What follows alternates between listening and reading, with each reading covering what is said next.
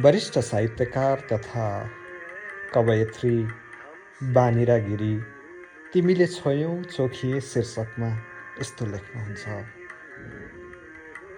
तिमीले छोयौ चोखिए, यो चोखिनु 12 वर्षे बाक्लो निन्द्रापछि बिउझेर सुन केसरी रानी शीतल सुगन्धित सरोवरमा नुहाउनु हो। अनुभूतिका असङ्ख्य असङ्ख्य असर्फीलाई मुटुको कन्तुरमा खुत्रुक खुत्रुक खसाल्नु हो। किनार किनार सयपत्री र गोदावरीका फुलका नागबेलीबाट गुज्रनु हो। आस्थाको जलप लगाइएको जलहरीबाट एक एक थोपा विश्वास तप तप तप्किनु हो।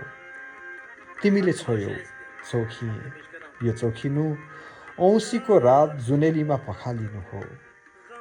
निरन्तर बगिरहन बागमतीका लहर लहरमा जुनको झरबाट स्वर्णिम किरणहरू झर्नु हो।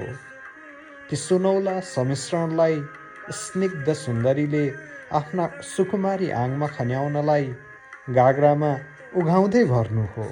थाहा छैन यी समस्त समवेत स्पर्शबाट जुन चोखिएको छ, बागमती चोखिएकी छ अथवा स्निग्ध सुन्दरी। तिमीले छोयौ चोखिए, यो चोखिनु रामको स्पर्शबाट शिला पत्थर गौतमी बन्नु हो। सबरीको जुठो बयरबाट मर्यादा पुरुषोत्तम रामको मुख शुद्धि हुनु हो। तर थाहा छैन प्रकाण्ड विद्वानहरूले यसलाई व्याख्या गर्लान् कसरी। अक्षय भक्तिबाट राम चोखिएका छन् अथवा सवरी।